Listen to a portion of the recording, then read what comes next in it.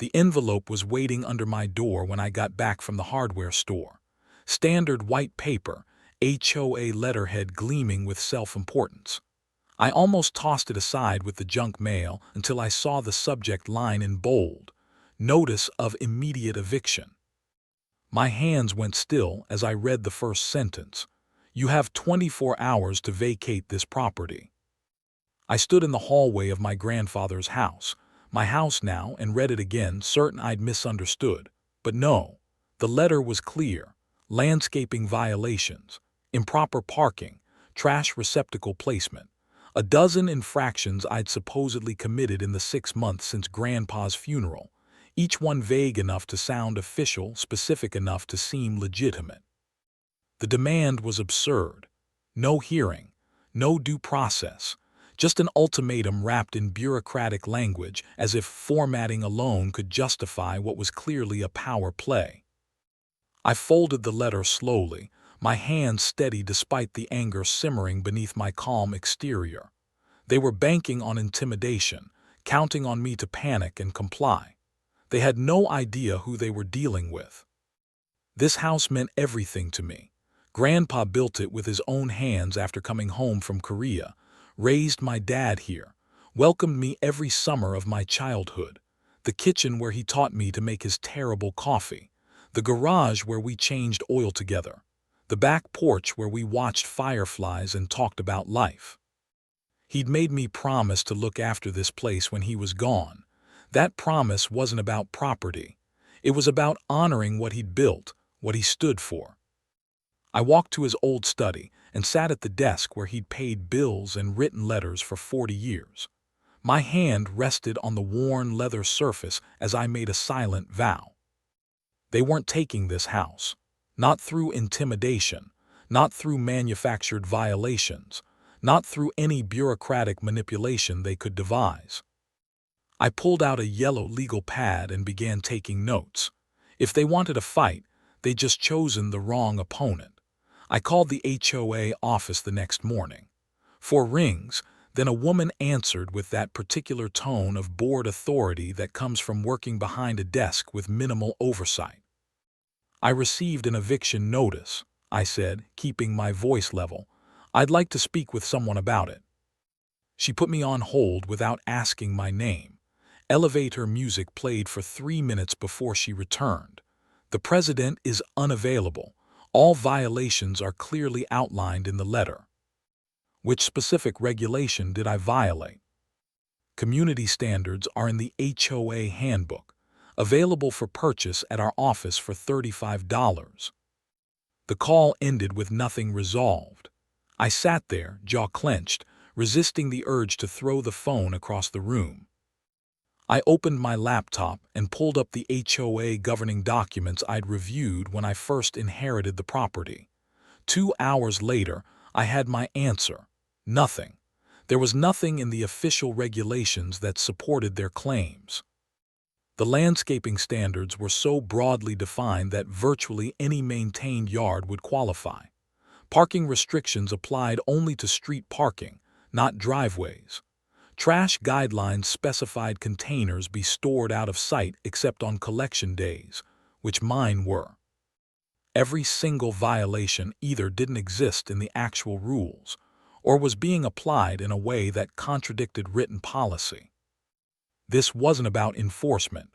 This was about something else entirely. I called my neighbor 3 houses down, a man who'd known Grandpa for years. When he answered, his voice was cautious in a way it hadn't been at the funeral. "Do you know anything about the HOA's recent enforcement actions?" I asked. Long pause, then quietly, "The new president's been aggressive since taking office 8 months ago. Several homeowners got violation notices. Most paid the fines rather than fight.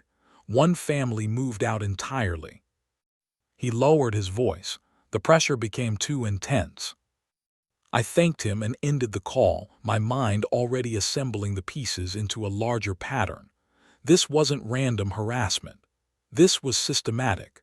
The utility disconnection happened on a Thursday afternoon. One moment I had power, the next I was sitting in darkness, my laptop battery blinking its warning. I checked the circuit breaker. Every switch was in the correct position. I looked outside. Every neighboring house had lights, just mine was dark. The utility company told me my service had been disconnected per a request from the homeowners association. They'd received documents claiming my wiring posed an immediate fire hazard. What safety hazard? I asked. Electrical code violations presenting fire risk. No inspection was conducted. No violation notice was issued. The representative apologized, but said they had to comply with orders from authorized property management entities. Reconnection required written clearance from the same HOA that had requested the disconnection. I sat in the growing darkness of Grandpa's living room. No power meant no heat, no refrigeration, no lights after sunset. It was a calculated move designed to make the house unlivable. The next morning, another letter arrived. Additional violations I hadn't known were under review: vehicle paint color, lawn height exceeding specifications by 2 inches, a front door wreath allegedly violating seasonal decoration guidelines. Each infraction came with proposed fines: $50, $100, $200. At the bottom, a note: accumulation of unpaid fines could result in property liens. I photographed every page and cross-referenced the claims against the actual regulations. Paint colors, not mentioned anywhere in the covenants. Lawn height maximum, 6 inches. I'd measured mine that morning at 3.5. Seasonal decorations, allowed year-round. Not a single violation was legitimate. They were manufacturing complaints, betting that sheer volume would overwhelm my ability to respond. That evening, I received a call from another neighbor. "I wanted to warn you," she said quietly. "People are talking. The president's been telling everyone you're damaging property values." The isolation was deliberate. Make me a pariah, then force me out. The letter from the attorney arrived on a Monday. Expensive letterhead, threatening language, a bill for $4,700 in accumulated fines and legal fees. If payment isn't received within 10 days, the association will proceed with placing a lien on the property and initiating foreclosure proceedings. I sat at Grandpa's desk, staring at the words, foreclosure. They were threatening to take everything over violations that didn't exist. My hands trembled, not from fear, but from rage I could barely contain. This was exactly what they'd done to the other families: pile on the pressure until resistance seemed futile, force a sale at below market value to someone waiting in the wings. I thought about giving up, moving somewhere easier, somewhere without a homeowners association weaponizing bureaucracy against its own residents. But then I looked at Grandpa's framed uniform on the wall, his dog tags hanging beside it. He'd taught me that standing up to bullies required more than courage. It required preparation, discipline, and the willingness to see things through to the end. I opened my laptop and began researching in earnest. Not just the HOA's regulations, but property records, deed transfers, business registrations, every document I could access through public databases. 3 properties within a 5-block radius had sold in the past 18 months, all following HOA enforcement actions. All 3 had been purchased by the same limited liability company within weeks of the previous owners moving out. Purchase prices notably below market value. I traced the company's registration.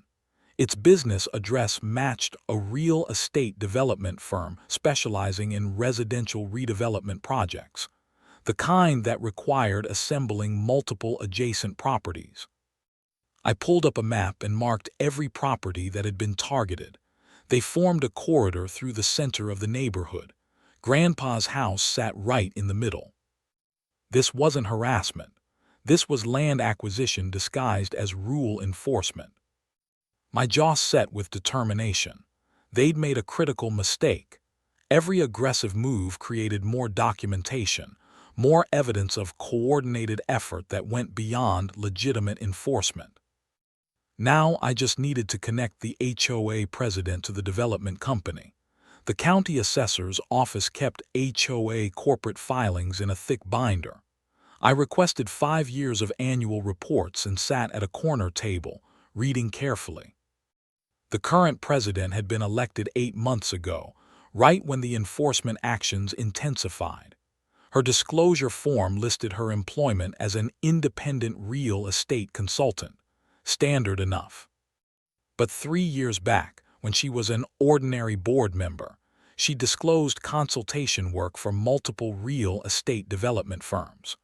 One had the same business address as the limited liability company buying up neighborhood properties. She disclosed the relationship when it didn't matter. After becoming president, those disclosures vanished from her annual reports. I photographed every relevant page, making sure dates and signatures were clearly visible. The meeting minutes told another story.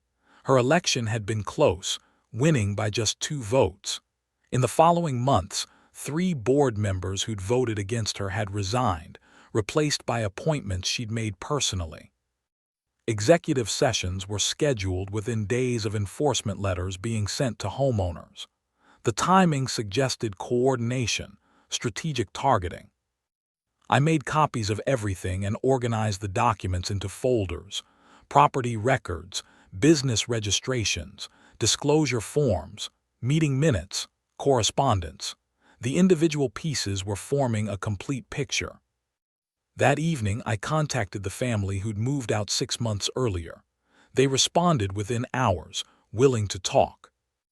Their experience matched mine exactly. Vague violation notices, escalating fines, threats of legal action, social pressure from neighbors told they were damaging property values.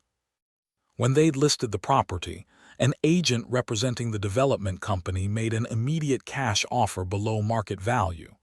Desperate to escape, they'd accepted. "Would you be willing to share what you experienced if it meant reopening your case?" I asked. "Yes, absolutely." I spent that night organizing everything into a presentation. Clear timeline, documented pattern, financial motive, undisclosed conflicts of interest. This was bigger than defending my right to keep a house. This was about people systematically victimized by someone abusing a position of trust for personal profit. The emergency HOA meeting was scheduled for the following Tuesday, the one mentioned in the eviction letter, where they planned to vote on my removal from the community. They expected me to either skip it or show up unprepared and defensive, ready to argue about landscaping violations while they moved forward with their predetermined outcome.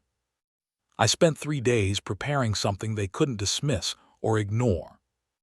I created a presentation folder, one section for their letters, one for the actual regulations proving compliance, one for the evidence they didn't know I had, the property records, the development company connection, the disclosure violations. I wrote a 10-page summary, clean narrative, clear timeline, documented facts, designed to be read quickly by people who didn't want to wade through hundreds of pages of technical documents. Then I turned to the safe in Grandpa's study closet. I'd opened it only once since moving in, when I'd needed my birth certificate for the property transfer. Now I unlocked it again and removed items I'd spent years earning: certificates, commendations, identification credentials, the physical evidence of a career I'd left behind but never truly stopped being shaped by. I laid them out on the desk and photographed each one individually: military identification, legal credentials, documentation of 8 years serving as a judge advocate general officer, specializing in administrative law and regulatory compliance. I selected 3 specific items and placed them in a separate envelope. These would stay in my jacket pocket during the meeting, available if needed, but not displayed unless circumstances demanded it. The element of surprise had value, but only if deployed at the right moment. I spent the remaining time rehearsing, not memorizing a speech. I'd learned long ago that scripted presentations sounded false under pressure. Instead, I practiced the logical flow. Start with their own actions. Show the pattern. Reveal the financial motive. Then, if necessary, establish my credibility. The whole presentation needed to fit within 15 minutes. Any longer and I'd lose the audience's attention. Any shorter and I'd seem unprepared. By Monday evening, I felt ready. Not confident, confidence suggested certainty of outcome, but prepared, thorough, armed with materials that could withstand challenge from any direction. The community center meeting room was packed when I arrived.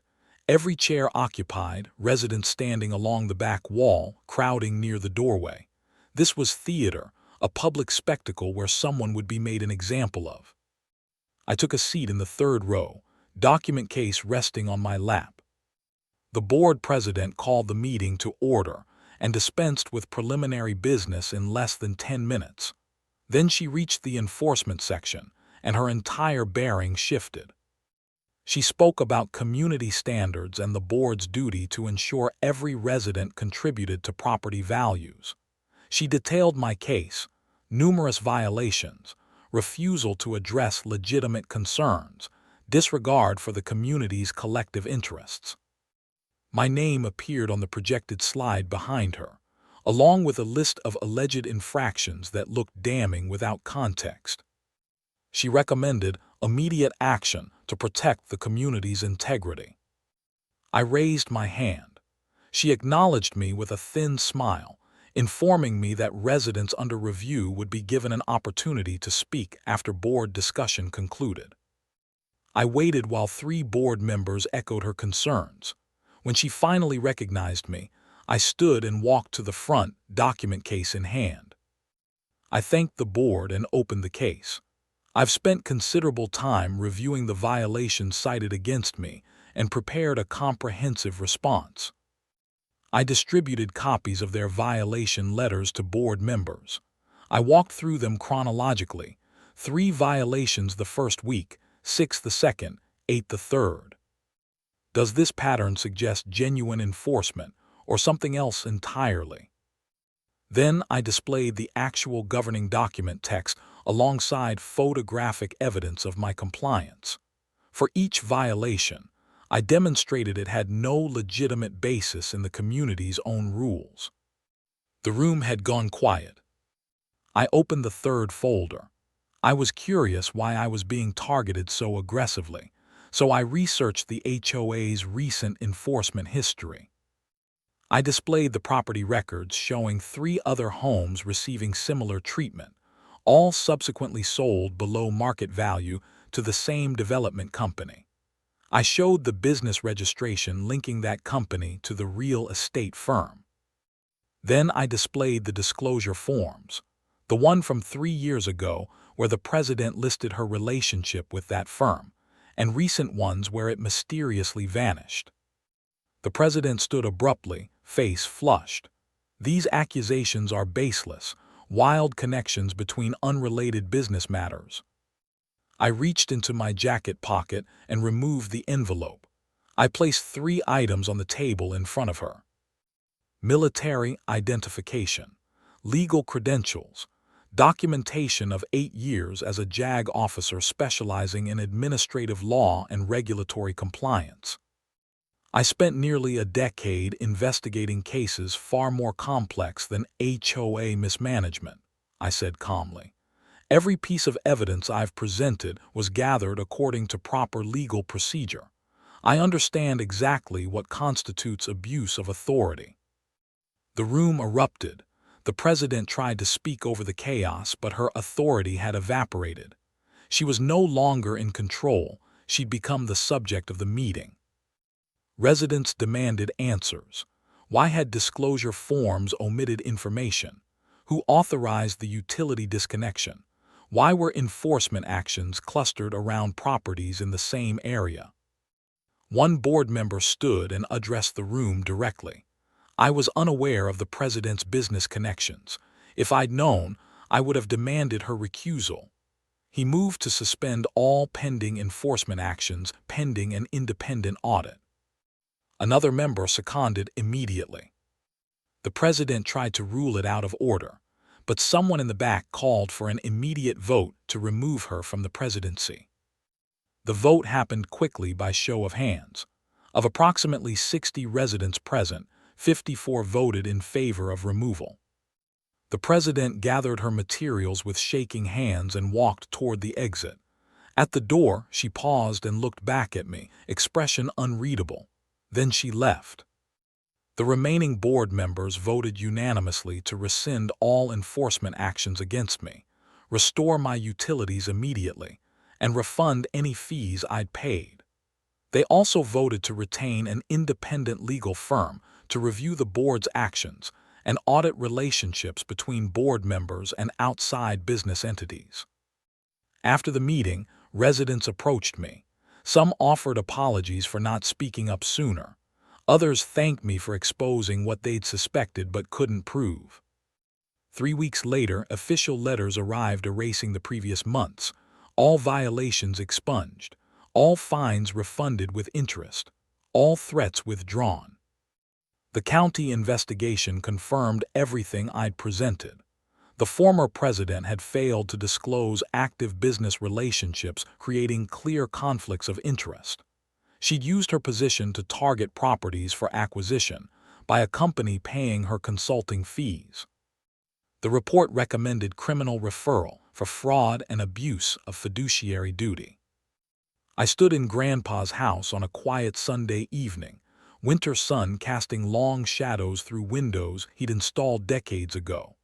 His photograph sat on the mantel, expression serious but kind. I'd promised him I'd protect what he'd built. I'd kept that promise using methods he'd taught me without ever explicitly teaching them. The fight was over, the house was safe. Justice, imperfect but real, had been served. And in the silence of that old house, I could almost hear his voice. Well done.